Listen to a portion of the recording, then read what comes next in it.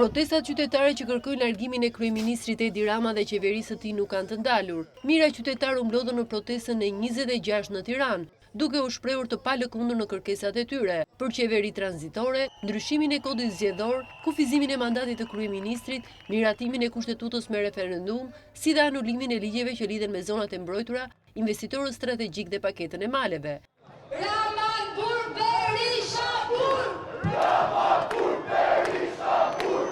Qytetarët akuzuan në mënyrë të drejtë për drejtë kreun e qeverisë se ka shkatruar vendin me politikat e tij dhe ligjet klienteliste. Kundra këtij anti-shqiptari, anti-kamptari, ky ka shkatërruar vendin, ky ka shit me miliona shqiptarë jashtë, ky vetëm ka vjedh. Ky vetëm ka shkatërruar këtë vend me një pension qesharak. 100.000 lek a i dalin këti. Kanë 35 vite që na glaberojnë, jam punëtori në tokës, kam qenë, që tash i kam arrit të pensioni. Dhe kjo ka vjedh pare tona, kjo. Ka vjedh pare tona, në hyshmin e Edi Ramës. Prandaj ne kërkojmë tërheqjen e Edi Ramës pa negocim. Ka mutuar nga Londra të vi të përkra. Ka mutuar të japim shkelmin e fundit Edi Ramës, hajdutit. Ka mutuar për t'i treguar se me shqiptarët nuk ka lojra mo. Boll nga ka vjedh, nga vodhi, nga përzuri, nga la me çanta në krah, rrugët e Evropës, nga shiti gurët, nga shiti detin, nga shet malet tani. Nuk do e lejojmë t'i shese këto. Një prej protestuesve tha se Rama tashmë është diskredituar në arenën ndërkombëtare si njeri i korruptuar dhe se qëndrimi në shesh do të vijojë deri në dorëheqjen e tij.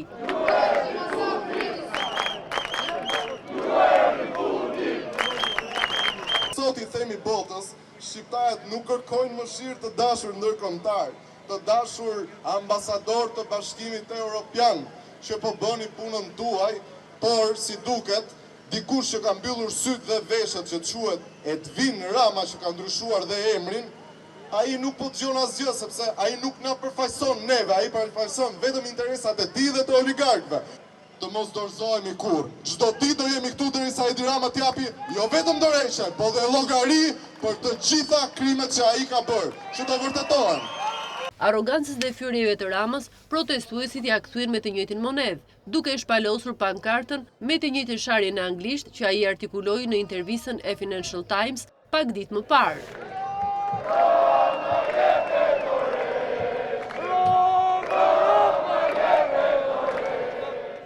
Ndërsa kreu i shtetit ka heshtur përballë kësaj proteste dhe ka pasur vetëm një reagim formal së fundmi, një prej qytetarëve i ka bërë thirrje presidentit Begaj, nëse ai sheh sa shumë qytetarë që protestojnë prej një muaji në këtë shesh.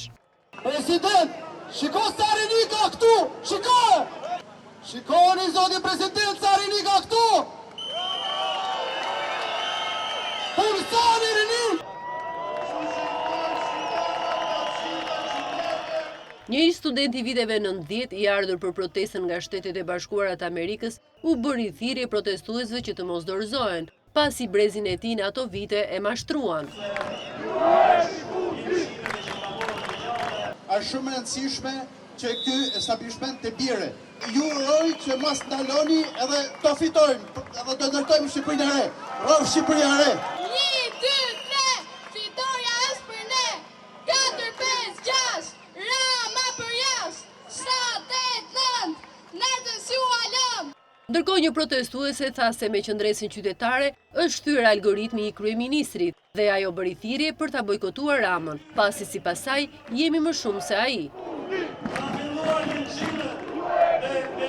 Për cilin ishte mbret për 30 vitesh, ne duhet vazhdojmë dhe të thyejmë algoritmin edhe më shumë, ta çojmë algoritmin tek e drejta jonë, që ne të bojkotojmë kryeministrin që na ka bojkotuar për 13 vite, të futemi të gjithë live, të shpërndajmë pankartat e mrekullueshme që janë në shesh dhe t'i tregojmë që jemi më shumë se ai, jemi më kreativ se ai, jemi më artista se ai dhe më piktora se ai. Një element i ri i protestës ishte shfaqja me projektor në murin e kryeministrisë të mesazheve të ndryshme që ka përcjell protesta përgjatë këtij muaji, si dhe thirrjet për të vijuar revoltën.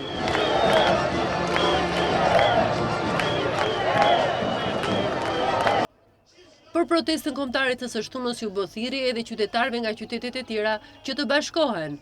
I bëj thirrje të gjithëve të shtunën në datë 27 qershor kemi protestën e radhës kombëtare. Kështu që i ftojmë shqiptarët nga të gjitha qytetet të bashkohen në mënyrë masive për të treguar forcën e popullit shqiptar.